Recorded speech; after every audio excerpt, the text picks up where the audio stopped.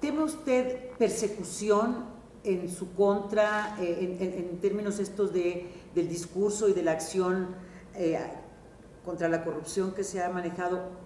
¿Una persecución o señalamientos o acusaciones contra usted, contra su gabinete, contra su familia a partir del 1 de diciembre? Déjame decirte que mi actuación como presidente de la República ha estado siempre ceñida a lo que mandata la ley. He sido absolutamente cuidadoso de conducir mis decisiones y tomar decisiones en alcance a lo que la ley me permite y la ley me da como marco de actuación. Y eso es lo que me da tranquilidad. Los señalamientos que ha habido en el tema de corrupción, mira, para mí resulta auténticamente yo no comparto este señalamiento que hay sobre la administración y de que haya sido la administración más corrupta de la historia del país. No lo comparto porque no creo que haya sido así. Yo no dejo de reconocer que hay espacios de opacidad, no solo en el gobierno federal, sino más en los gobiernos estatales y gobiernos municipales. Si hay alguien dentro de mi administración, dentro del gobierno, cuya actuación haya estado al margen de la ley y no se haya pegado a los principios de ética que siempre se instruyó y que se instrumentó y se siguió, bueno, pues cada quien tendrá que enfrentar sus propias responsabilidades. ¿Qué lectura da esta experiencia que usted tiene y cuál definiría como el más difícil momento? Los sismos del año pasado, por ejemplo, el caso Ayotzinapa, que fue doloroso y que obviamente tuvo una enorme resonancia, temas de orden personal que también significaron desgaste, como el tema de la Casa Blanca, en fin, son eventos que van dándose en el curso del tiempo. Vivimos un escenario complejo en lo económico, no porque hayamos vivido una crisis económica, sino porque nos tocó vivir un bajo crecimiento mundial y la caída en los precios del petróleo, que también es un evento no previsible. Y eso nos llevó a asumir dos grandes tareas. Uno, para el futuro habíamos impulsado la reforma hacendaria. De no haber sido por la reforma fiscal o hacendaria, difícilmente hubiéramos podido sortear el vendaval de la caída de los precios del petróleo. Compensó precisamente el incremento en la recaudación con el ingreso que dejamos de tener por los ingresos petroleros. Evidentemente, aún así tuvimos que hacer ajustes muy serios al gasto, 2015, 2016, 2017. Yo creo que poco más de 400,000 millones de pesos tuvimos que recortar. Y eso significó también tomar decisiones, si bien impopulares, necesarias para cuidar de la estabilidad económica del país, como fue el liberar el precio de la gasolina, que obviamente pues, fue un tema totalmente impopular. Y bueno, es una decisión en la que no me arrepiento, sabía del costo político que esto representaba, pero la necesidad de tomar la medida y más en la coyuntura que nos llevó a hacerlo, donde ya teníamos pues, una presión de gasto que de mantener el subsidio nos hubiese llevado a tomar o a hacer recortes al gasto del gobierno en temas de política social, en programas sociales, en lo que veníamos haciendo en materia de salud, en materia educativa. Era una u otra, y aquí era evidente pues, dónde estaba la decisión que había que tomar. Pero si le tocara definir un solo momento, así que dijera, ahí sí ya no sabía, bueno, no es que no supiera, sino que lo sintió muy, muy fuerte, muy duro. Donde se sintió impotente. Ajá. Pues mira, yo creo que, a ver, el tema de los sismos, yo creo que fue recientemente uno de los más difíciles, porque tembló por todos lados. Nos tembló en Chiapas, nos tembló en Oaxaca, tembló en la Ciudad de México, Morelos, Hidalgo, y obviamente con los daños, sobre todo, lo más grave, pues la pérdida de vidas humanas y los daños materiales que hubo.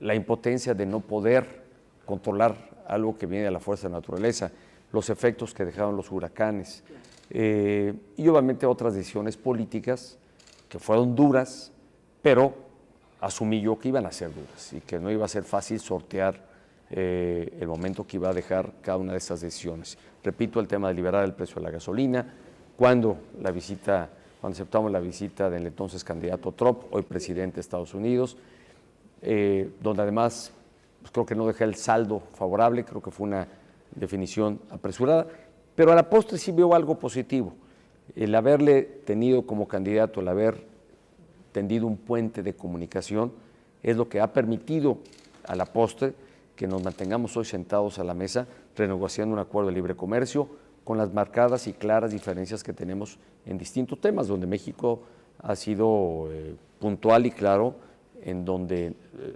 hay una visión muy distinta a la que tiene el presidente Trump, por ejemplo, el muro y quién lo paga, donde México es claro que ni pagará por el muro y respeta la decisión soberana de que Estados Unidos defienda su frontera o proteja su frontera dentro de su territorio como mejor lo convenga. Cuando escucha que su sucesor piensa echar para atrás, piensa abrogar incluso, piensa derogar algunas de las leyes, sobre todo en aquellas que usted siempre dijo, un discurso tras otro, que eran realmente donde había empeñado su capital y su convicción, como la educativa, como la energética, como la de telecomunicaciones. ¿Qué pasa en el fuero interno de usted cuando escucha eso? ¿No se siente frustrado, no se siente impotente, no siente que no hizo lo suficiente? No, y te digo por qué, porque no hay manera de que al impulso de una reforma la puedas garantizar y dejar por siempre. Okay. Creo que hay mecanismos que nuestra Constitución prevé para hacer modificaciones y también creo que puede haber diferentes visiones de cómo alcanzar un mismo objetivo. En materia educativa, que es donde hay una posición diferenciada con el presidente electo, pues advierto que al final de cuentas también hay una coincidencia. Buscamos que haya una educación de calidad, buscamos que haya maestros bien preparados, buscamos que el Estado mantenga la rectoría del Estado. Creo que en estos objetivos no hay diferencias. ¿Cómo alcanzar este propósito? Pues a lo mejor sí hay ópticas encontradas.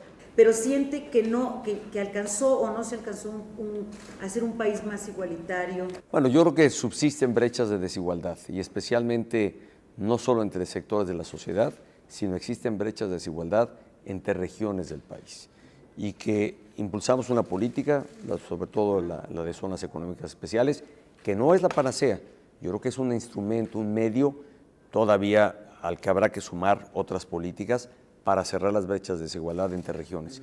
No es menor haber sacado a 2 millones de mexicanos de la pobreza extrema y fue gracias a las políticas focalizadas que desde el ámbito social realizamos, no solo las que realiza la Secretaría de Desarrollo Social, sino la Secretaría de Educación, la Secretaría de Salud, donde articulamos, o sea, claramente identificamos qué había que hacer y en dónde había que hacerlo para revertir la condición de pobreza extrema, que es la más lacerante y la que más lastima. Pero siente que sigue siendo la gran fractura. Sigo pensando que sigue un gran reto, sí. Ya lo que en su fuero interno vaya procesando. Podría tener diferencias, a ver, creo que hay diferencias y no profundas, todavía no conozco temas donde haya una diferencia profunda, pero advierto una cosa, no es mi tiempo. Es el tiempo de un nuevo gobierno. ¿No tiene diferencias profundas aún? En el tema educativo lo hay y no he recogido en otras asignaturas, no más allá de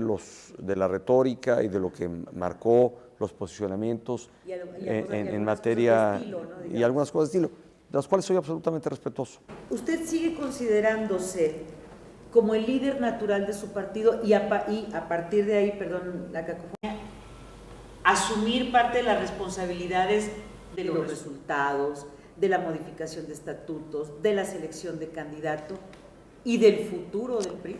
Creo que el partido hizo lo correcto. El PRI, y me sostengo, creo que asertivamente se abrió para poder tener un candidato o de trayectoria priista o bien un candidato ciudadano, como fue la opción que en este momento siguió. Creo que el PRI postuló a un gran candidato. Yo tengo las mejores calificaciones para quien fue el candidato en partido, para José Antonio Meade. Fue mi colaborador. Creo que fue una muy buena elección del partido. No dejo de reconocer que si en algo, porque creo que es multifactorial, no puedes decir que hubo una causa única la que evitó o impidió que el partido triunfara.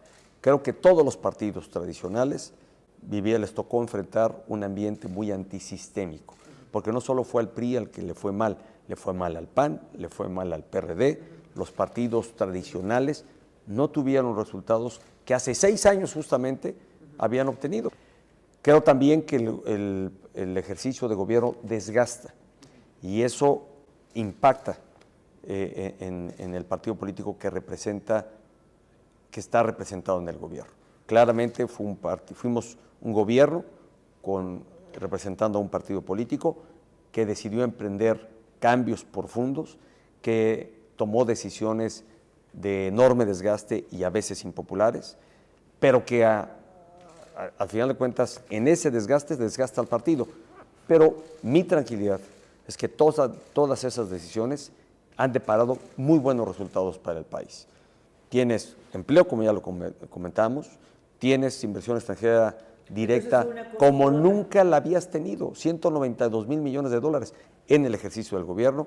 Mi tarea y mi obligación es cuidar al país y ver por el país, no ver por el partido. ¿El PRI volverá al gobierno? Pues no soy adivino ni mago, no, Rosa Elvira. Pero usted hizo... O sea, a ver, si quieres saber, yo seguiré militando al PRI, soy orgullosamente priista. Creo, y quizás solo lo apunto, que después de este resultado, después de apreciar y reflexionar sobre el entorno social que hoy vive nuestro país, que vive el mundo, creo que el PRI tendrá que redefinirse y replantearse cómo poder nuevamente fortalecerse, pero creo que seguirá siendo una opción política que tengan los mexicanos. Como tal, como PRI, quizá una reconfiguración que tenga en el futuro. ¿Hasta el nombre? Esto, pues nombre y esencia, porque no solo es cambiarle el nombre, sino si le conserva los apellidos, pues entonces no funciona. Yo sí creo, y aquí sí lo doy como una opinión, no de presidente, sino como militante del partido, pero en la que no quiero yo influir el día de mañana, que el partido tiene que reconfigurarse, tiene que replantear su esencia, tiene que revisarse a fondo y eventualmente tener una reconfiguración que le haga una opción política mucho más competitiva. Creo que esta elección y ya las anteriores dejan ver un estigma muy señalado y además muy asimilado entre la sociedad, lamentablemente, de desgaste y de reproche hacia el PRI como marca. Y el presidente, después del 2 del 1 de diciembre. Yo sé que se lo han preguntado mucho, pero ya así más en lo lúdico, en la neta, ¿qué va a hacer? ¿Qué se le antoja, pues? O sea, no lo sé todavía, es que en la neta no lo tengo definido.